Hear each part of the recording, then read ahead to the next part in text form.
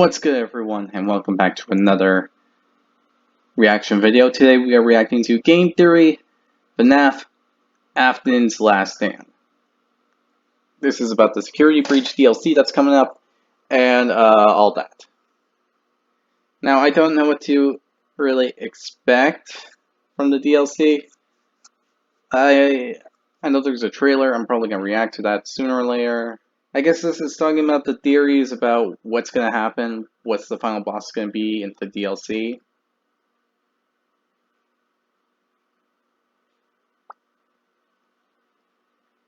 Which is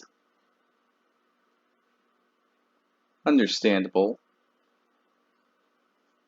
Because there's a trash amalgamation. I think it's more of the fact that Afton's just going to control the blob.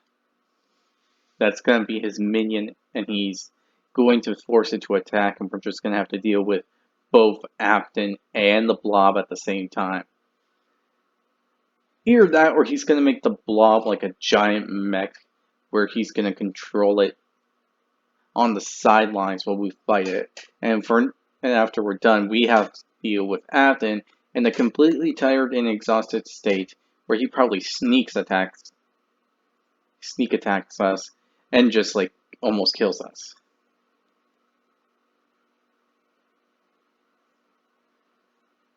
It's somewhere around those lines that I believe this is gonna happen. I'm still not a fan about the trash amalgamation, but we'll see what comes. We'll see what comes.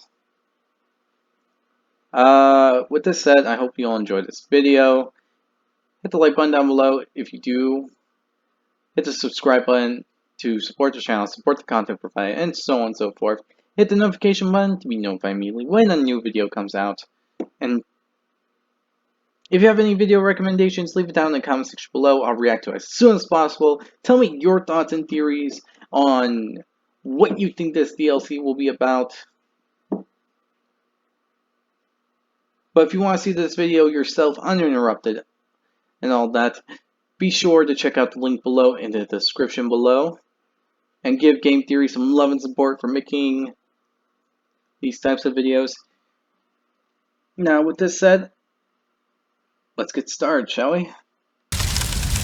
Oh, it's over! It is finally over! The thing that's been haunting me for over 2 years is finally dead and buried. The Fazbear Frights book series. 12 books, 36 stories, 2,912 pages.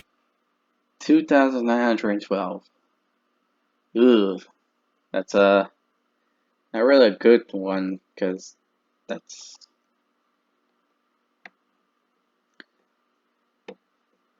I didn't expect it to be that long, to be honest.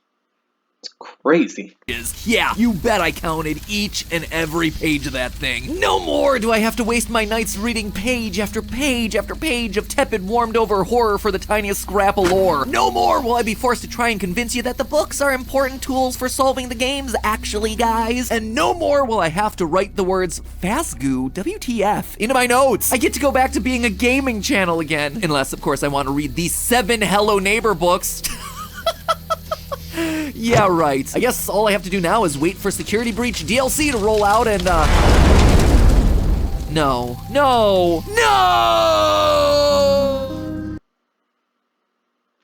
You spoke too soon. You spoke too... Wait, which book was that?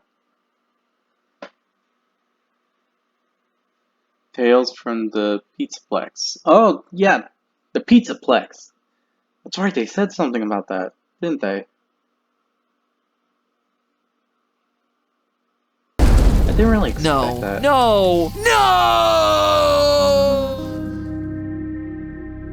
Hello, Internet! Welcome to Game Theory, the show that's basically book theory in disguise, because there's now another FNAF book series in existence. We might as well do a book theory, because... Also, that logo actually looked very nice, so... Game theory, film theory, food theory, book theory. The 4 main corners of the world. Because if there's one thing that gives you lore, it's books as well.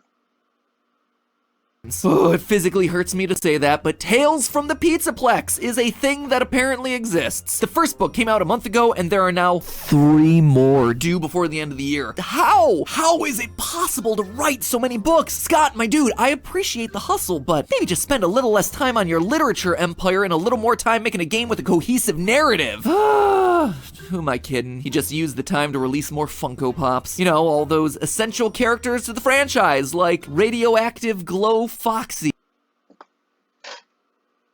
Bull. There is no way that's a thing. Right? There's no way that's a thing, right? Please tell me that's not a thing.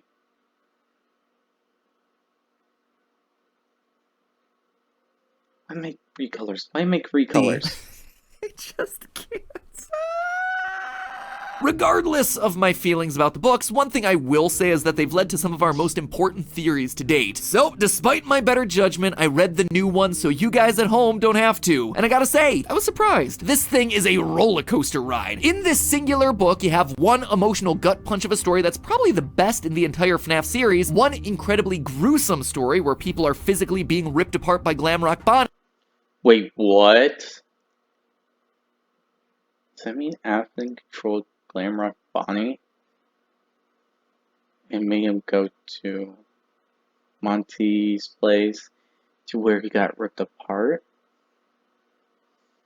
No, that's still a bit more too much of a more of a guess. I'm gonna wait a bit. And one where the entire world dies of cancer because a girl wanted to play FNAF AR.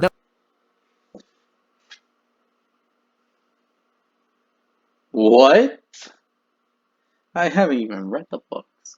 Well, this book. The last one, by the way, is barely an exaggeration of the actual story. A girl goes to the Pizzaplex and hops into an augmented reality machine which causes everyone else in the entire world to develop cancer and also give birth to translucent goo babies that eventually swallow the girl whole. This is a product that really exists in the FNAF canon. It's likely that... I'd say, okay, so a more crazy canonicity thing. Great. And I thought Fazgoo was gonna be the worst of it.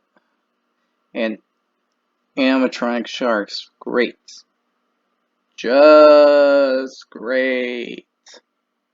What's really happening in this story is that she's trapped in the AR machine and all of this is happening inside the prison of her own mind. But let me just say that the story leaves it very vague. Anyway, I just saved you 80 pages of reading stories about kids dying of cancer. You're welcome. So in the aftermath of all of this, I've rummaged back through the old box of theories to come up with 3 mini theories for you to chew on. 2 that clarify major points from Security Breach, and 1 that gives us an idea of where the game's DLC is gonna take us next. To get there, we're gonna be covering lore. So much lore. Game lore, book lore, real lore, Ballora. More lore than your brain has room for. So get ready there, Laura Croft. Today, we've got ourselves... That's a bunch of lore that you just threw at me. And all in pun form. I have to give you tons of credit for that. Loring information. Wow. Okay, I admit that one was actually better than most of my other puns, but still.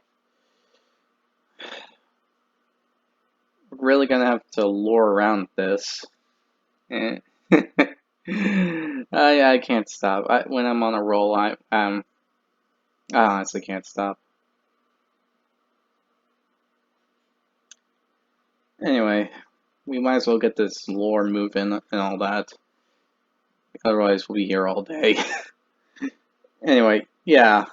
So we got 2 mini theories that could say something for Security Breach and 1 for the DLC. I'm interested in this now. If it can help us figure out more about the Pizzaplex, okay, let's go. 3 theories at Freddy's. Let's motivate this episode with a controlled shock. Theory number 1, Security Breach's animatronics aren't possessed except for Freddy. Maybe some people... Yeah, I can see it. I mean, it would make sense if you think about it.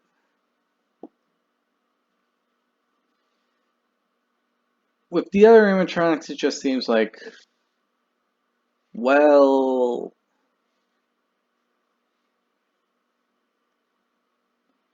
They're just there to a degree. Like, everything they say is like a default personality and all that.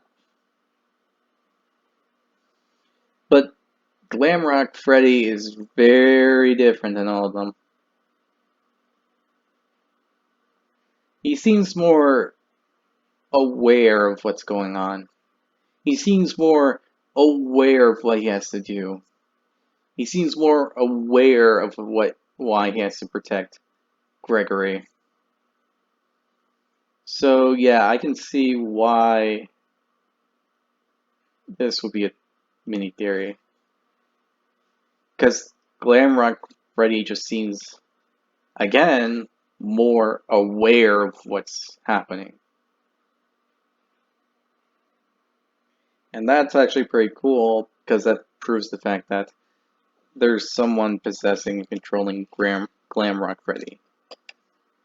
So, another point for, I don't know, Glam Mike? Mike Glam? Mike D. I forgot the nickname. Glam Mike. Yeah, Glam Mike. We'll go with that. Honestly, I got nothing. I got no name for this one. And I don't remember the name used before, so I'm gonna say Glam Mike. Already thought of this, maybe have never really questioned it, but if I'm right, this would be a huge deal because it would be the first time in the series that the main animatronics don't have spirits inside of them. This was something that really... Well, technically FNAF 2 can arguably be said to not have souls.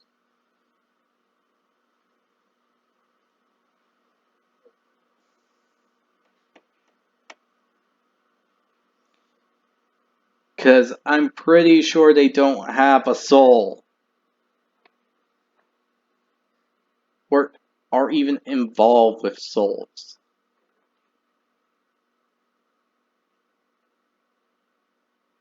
Which is something I have to candidly suggest and say, because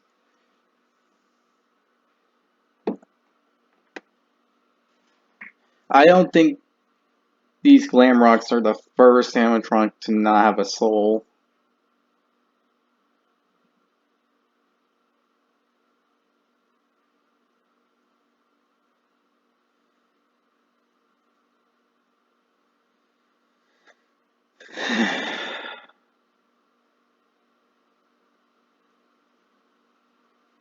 But then again, I can be wrong. But I still say that the toy animatronics don't really have a soul. Except, you know, Puppet. But that's really it.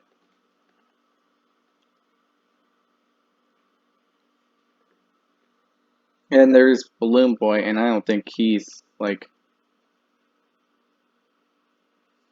possessed or anything.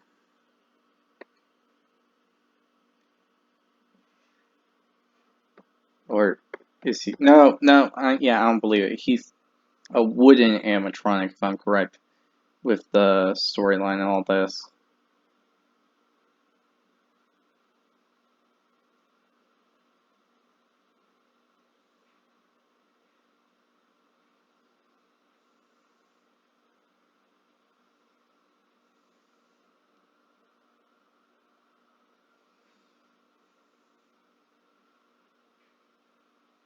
Yeah.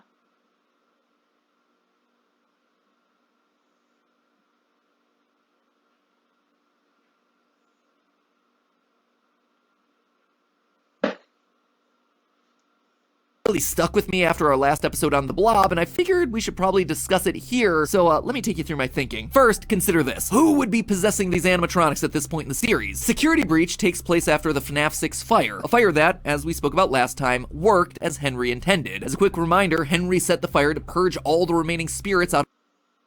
Except it didn't work in the end, because William is still alive, we're still dealing with him, and all that kind of stuff, so he failed half succeed. That's it.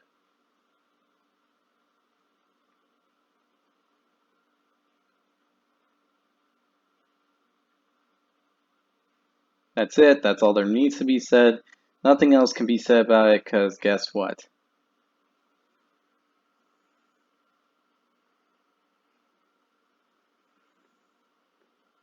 There is nothing really to say.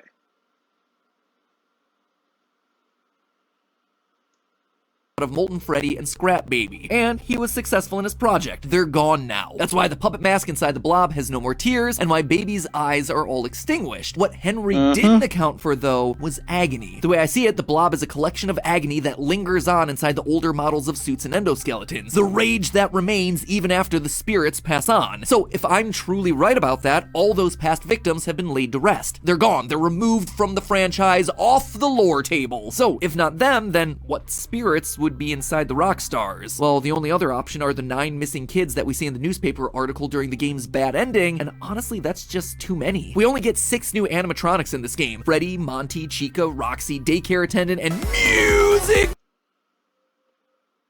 Yep, that seems about right. So, 9 children are dead.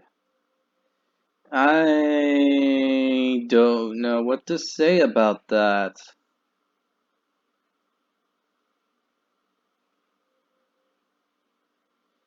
So what? We're dealing with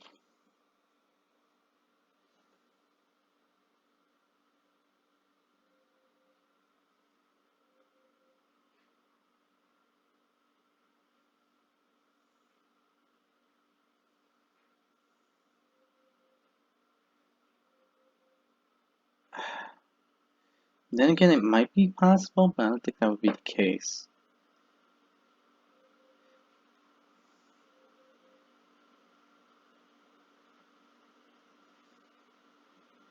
But then how did it work before? Wouldn't make sense. Too much to say about this one.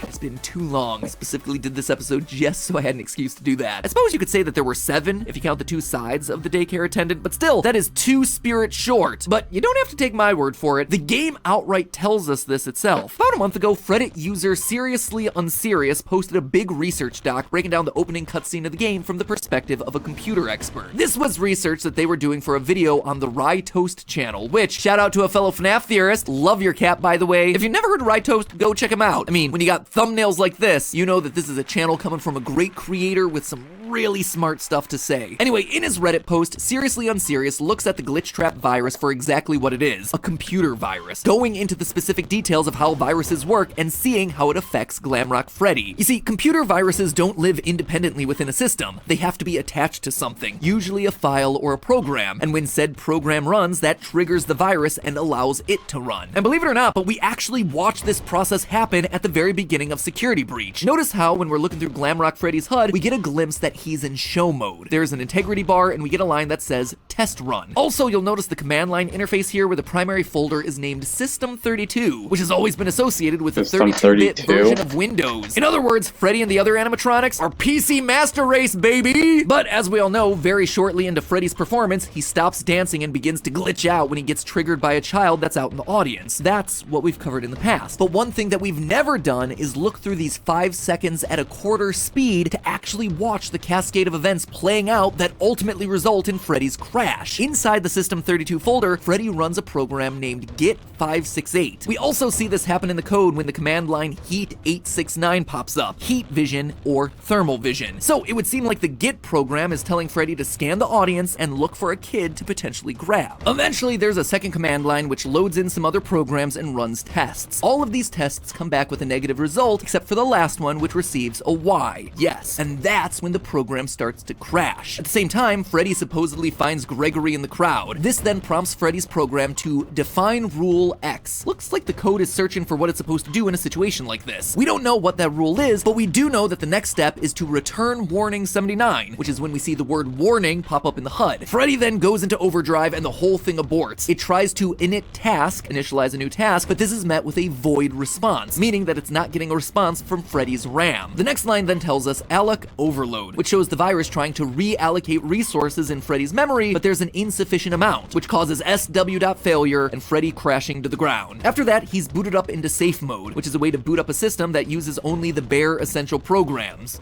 Get it? Bear? Because he's a bear. You'll notice that glitch. That's actually really interesting. So that means throughout the whole time at the beginning, Freddy was running through multiple things at multiple times, and then bam, he returned back to normal. That's pretty cool, actually.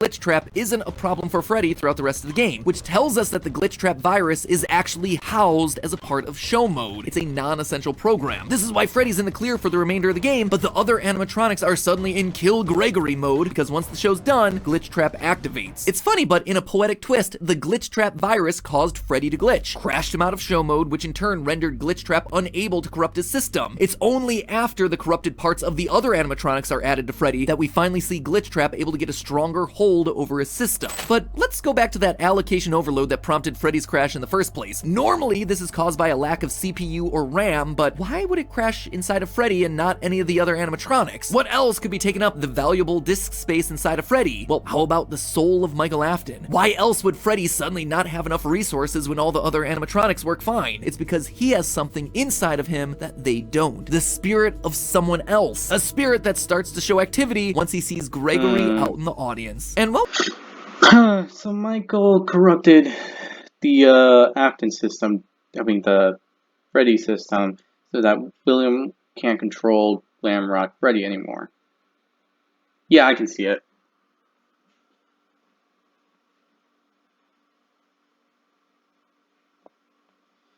Because I highly doubt that Michael will just sit back and let William Afton do whatever he wants. Seems very impossible, to be honest. On the subject of dead kids, theory number 2, Gregory. Everyone's favorite robot kid was built using old parts of staff bots. I know the whole Gregory is a robot theory. Staff bots, huh? That's actually something that seems possible, to be honest.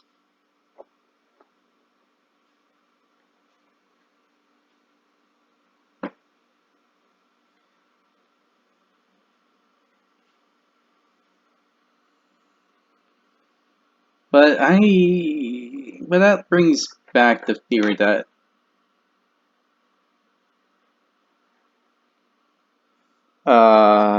Gregory was the crying child. If this is the case, then it means that this could disprove that theory. So yeah, let's see where it goes from here.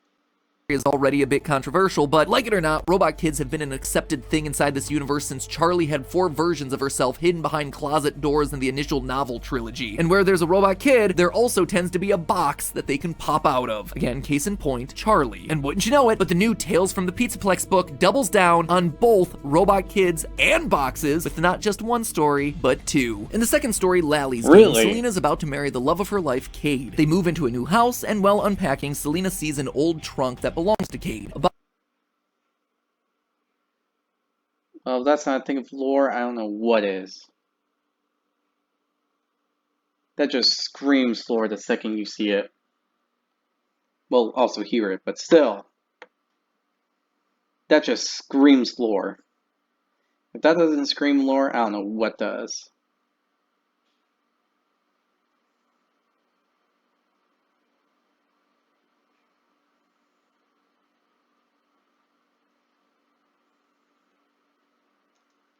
box that Kate insists is full of memorabilia. Surprise, surprise, it's not memorabilia at all, but rather yet another robot kid, Lally. Yeah, Lally is the robot child that's on the cover of this book, but that visual is actually misleading. Lally does have the childish facial features and is around 3 to 4 feet tall, but he isn't purple. Rather, he's meant to be white with black joints. Anyway, once again, we find ourselves with a robot child that's locked away inside of a box, one that is specifically mentioned to be related to the Pizzaplex. But it's another story, Frailty, where things get real interesting. In this one, we're given yet another robot girl, Jessica. But Jessica's built a little bit differently. Around her neck, she wears a heart-shaped pendant that has healing properties. When she shaves off parts of that pendant, she's able to heal sick people around her. As the pendant gets smaller and smaller, rusty, oily metal junk begins to mysteriously appear around her until, once the pendant's gone, Jessica just becomes a pile of scrap. If that story...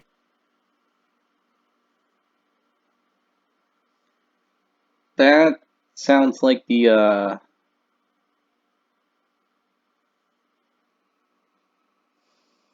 I can't remember the name on the top of my head. Like, I know it exists and all that, but I can't remember the name. I'm just gonna say that character's name and just bring it up. Eleanor. It sounds like Eleanor's story about how she tricked the girl into wearing a locket to make her seem more beautiful, but in actuality she made her out trash and all that by replacing body parts. So yeah. Sounds vaguely familiar to you, it should, because the exact same thing happened in the second ever Fazbear Fright story, To Be Beautiful. Yes, in that there you one, go. A girl named Sarah finds Eleanor, Fazbear Frights' version of Baby, in a junkyard. As thanks for rescuing her, Eleanor grants Sarah a wish. Sarah wishes, as the title of the story suggests, to be beautiful. Each morning, Sarah wakes up to have yet another part of her fixed. The only stipulation is that Sarah keep wearing a mysterious pendant. In the end, Sarah takes off the pendant and collapses into a pile of rusted old garbage. She had been rebuilt piece by Eleanor, looking and acting like a human, but held together by a pendant made of remnant. Until the pendant came off, the illusion was broken, and she turned back into trash. Jessica, in this new book, appears to be yet another victim of Baby's scheme. However, there's more to Frailty than just human-looking metal, because I don't think Jessica is just made out of any old junk. I think she's made out of very special junk. At the very start of the story, we get this line, quote, Jessica pushed the wet mop across the hospital floor, to and fro, to and fro. She remembered that saying from somewhere before, she just didn't remember from where, something from the past. Now alone, this wouldn't amount to all that much, but this forgotten memory of pushing a mop to and fro is repeated 3 other times throughout the story. It's one of those weird details that goes completely unexplained, has no actual bearing on the plot, but feels important because it's repeated so many times and is so oddly specific. We do eventually learn that Jessica's aware of her current state as a heap of junk held together by a magic pendant, and that it's all tied to a decision that she made sometime in her past when she was a normal kid with a normal life, but this specific memory about a mop? Nothing. She has memories of her past, sure, but the compulsion to mop? Yeah, she has no idea where it's coming from, which is why I suspect it's not her memory. Instead, I think it's coming from the memory of these guys, the staff bots in Security Breach. We have a number of mopping staff bots throughout the facility, all programmed to move their mops to and fro, just like Jessica. Now, Whoa, okay. That could explain her story, but doesn't really explain how this is related to Gregory. we know that Jessica's made out of junk. I'm not suggesting that she's just a staff bot in disguise or something, but we also know that there's a lot of broken and discarded staff bots underneath the Pizzaplex, and the Pizzaplex is mentioned in the story Frailty. So what if Eleanor uses parts of these broken down staff bots as part of the junk to recreate Jessica, and the memory inside its metal has mixed with Jessica's own memories? Well, it would explain why she remembers the phrase, but not where it comes from. It would also explain a lot about Gregory's robotic origins. Now, that admittedly seems like a stretch, but stick with me. During our initial playthrough of Security Breach, I called out the strange presence of staff bots in 2 major secret rooms. First, staff bots are either mangled or fully dismantled in the secret daycare room. A lot of disassembled staff bots. I mean, this one's been beat up. kind of like torn apart. This is a room that we theorized could probably be Gregory's hideout, considering that we see t-shirts hanging up alongside the walls, kind of like you would a closet, as well as the pictures that label a small child as me also posted on the walls. You know, looking back on this room almost a year later, there's another picture in here, my fun day, with a big old birthday cake and me labeled right next to it. Just saying, the connections between this kid and FNAF 4's failed birthday party keep stacking up. Anyway, lots of weird beat up staff bots exist in here in a way that they... I'm not saying it's wrong, I'm saying it's very possible. But that leaves the question, why? Why was he made? Why would someone want to recreate the crying child and give him a robotic body? That's the thing I don't understand.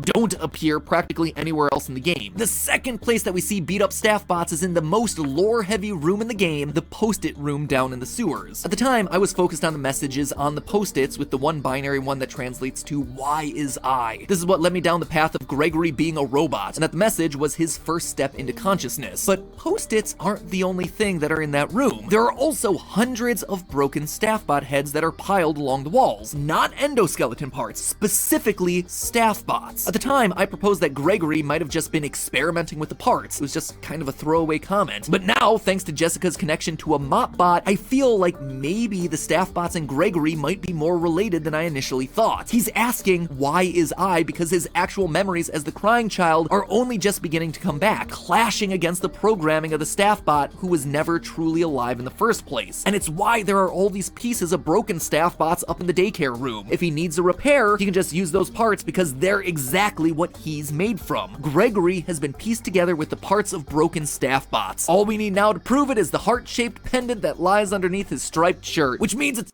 So, basically, Gregory is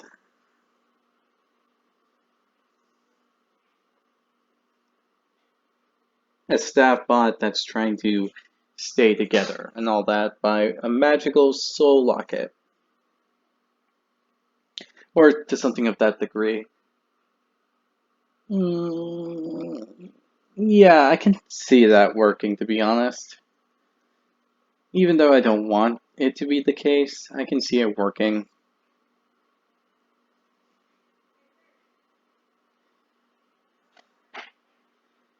A soul locket, huh? Great, we're dealing with this now. But it's not awful.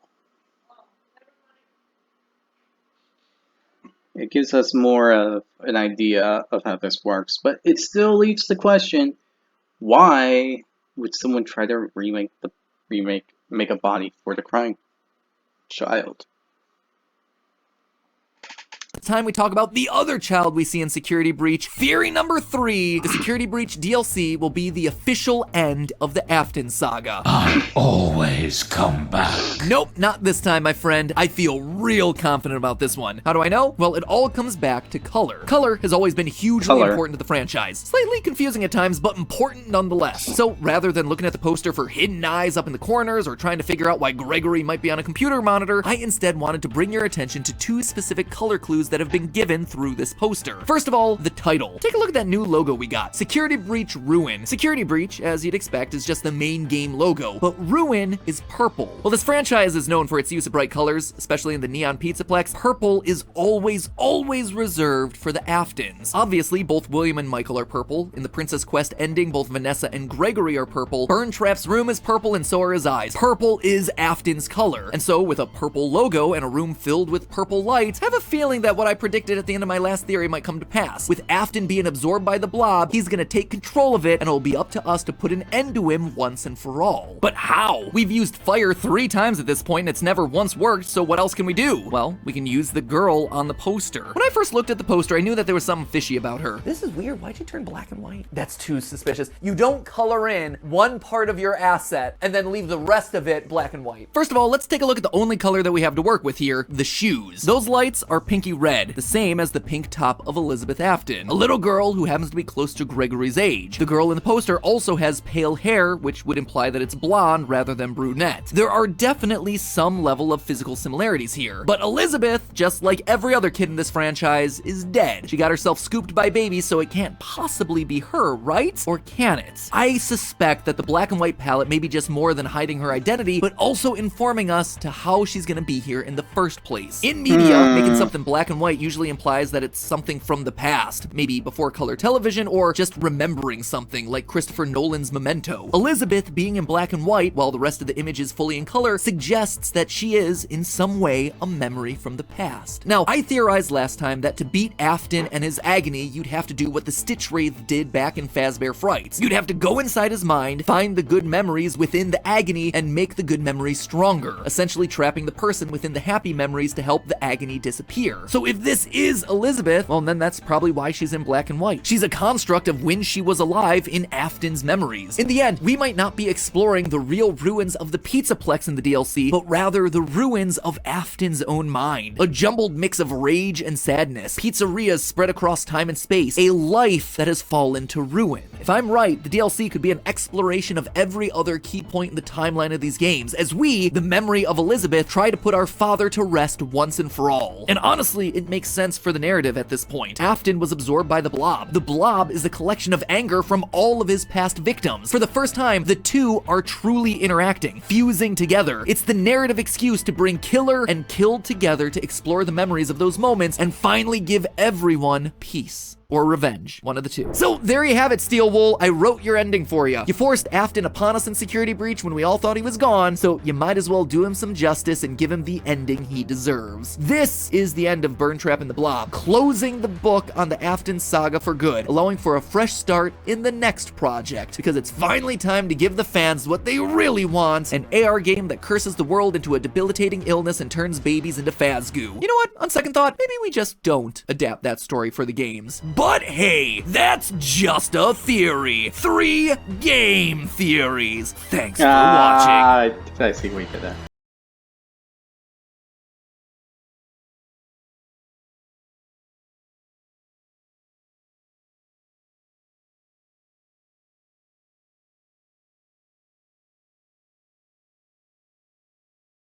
Alright, so the first two I can somewhat get behind. I can get behind more proof that Glamrock Freddy is Michael Afton.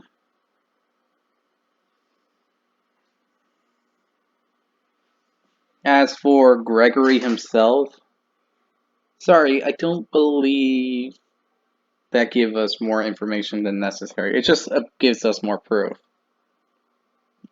I'm still questioning how he came to be. Because I don't think there's a definitive answer for this one.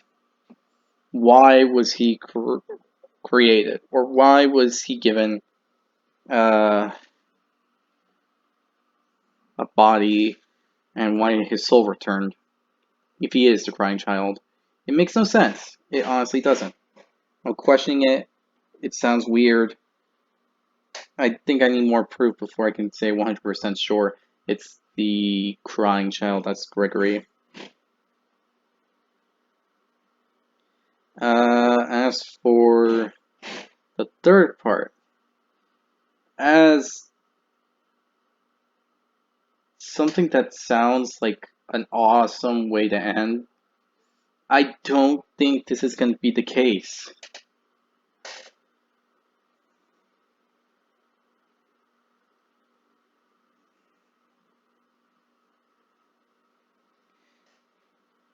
Could the Blob be put to rest? Yes.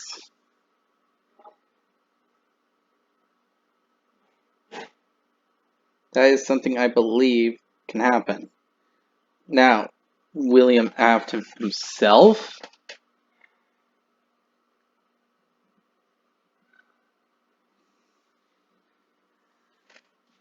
No, I don't believe that for a bit. Plus, people keep forgetting the one important thing. Glitch Trap is still there. Sure, we might be able to defeat Burn Trap for good. We won't have to deal with a physical William Afton anymore. But then we still have the AI version of him. We will keep this going until we actually put a stop to him once and for all. And I don't believe that's ever going to happen.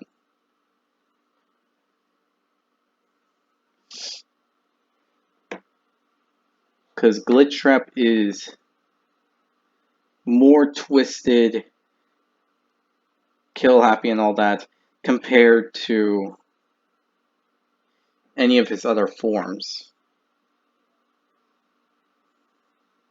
So I don't believe this is just going to be the end of William Afton. Now with this said, I hope you all enjoyed this video. If you did, be sure to hit the like button down below. Tell me your thoughts and theories on this in the comment section below. I honestly say this won't be the end of Afton once and for all. Because even if we get rid of the one in the real world, we're going to have to deal with an AI version of him.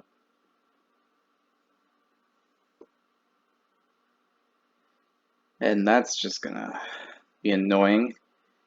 But hit the subscribe button to support the channel, support the content provided. Hit the notification button to be notified immediately when a new video comes out.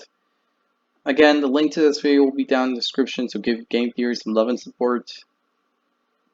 As always, with this all said, I hope you all enjoy, and I'll see you all next time.